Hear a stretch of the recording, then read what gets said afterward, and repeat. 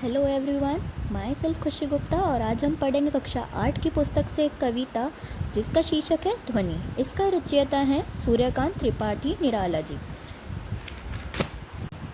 इस कविता में वसंत ऋतु की शुरुआत में जो माहौल होता है उसकी चर्चा की गई है। आइए कविता पढ़ते हैं। अभी न होगा मेरा अंत, अभी अभी तो आया है मेरे मन में मृदुल वसंत, अभी न होगा मेरा अंत। अंत यहाँ मतलब है समाप्ति। कवि कहते हैं कि ये वसंत मेरे जीवन में अभी अभी आया है, अभी कुछ दिन ठहरेगा, अभी इसका अंत नहीं होगा। मेरे मन में मृदुल वसंत, मृदुल मतलब कोमल, और वसंत फूल खिलने की ऋतु। मेरे मन में अर्थात अभी अभी तो मेरे जीवन में उत्साह आया है, और कहते हैं अभी अभी तो मेरे जीवन में फूलों की भरमार आई है, अभी न होगा मेरा अंत। कवि कहते हैं मेरे जीवन में एक नया उत्साह और एक नया जोश जागा है, जो कि मैं नई पीढ़ी को जागृत करने में अपने इस संकल्प को पूरा करूँगा। आइए अब पहला छंद पढ़ा हमने, अब हम पढ़ेंगे दूसरा छंद। तो इसमें लिखा है, हरे हरे ये पात, डालियाँ कलियाँ कोमल गात, मैं ही अपना स्वपन मृदुल कर फेरूंगा निद्रित कलियों पर, जागा एक प्रत्युष मनोहर।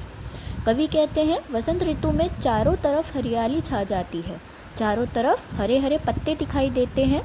यहाँ गात मतलब है शरीर। आगे कवि कहते हैं मैं ही अपना स्वप्न मृदुल कर, स्वप्न मतलब सपना, मृदुल मतलब कोमल, और कर मतलब हाथ। कवि कहते हैं मैं अपने हाथों से मेरा जो उद्देश्य है युवा पीढ़ी को जागृत करने का, वह स्वयं पूरा करना चाहता हूँ। फेरूंगा निद्रित कलियों पर, इसका मतलब है थोड़ी खिली कलियाँ।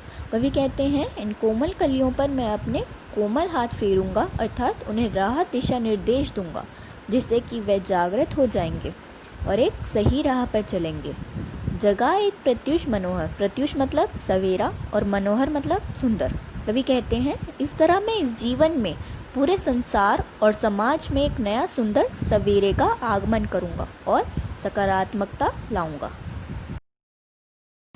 आइए आगे पढ़ते हैं। पुष्प पुष्प से तंद्रालस लालसा खींच लूँगा मैं, अपने नव जीवन का अमृत सहर्ष सींच दूंगा मैं, द्वार दिखा दूंगा फिर उनको, है मेरे वह जहाँ अनंत, अभी न होगा मेरा अंत। यहाँ पुष्प पुष्प से मतलब है प्रत्येक पुष्प से, और तंद्रालस मतलब आलस्य।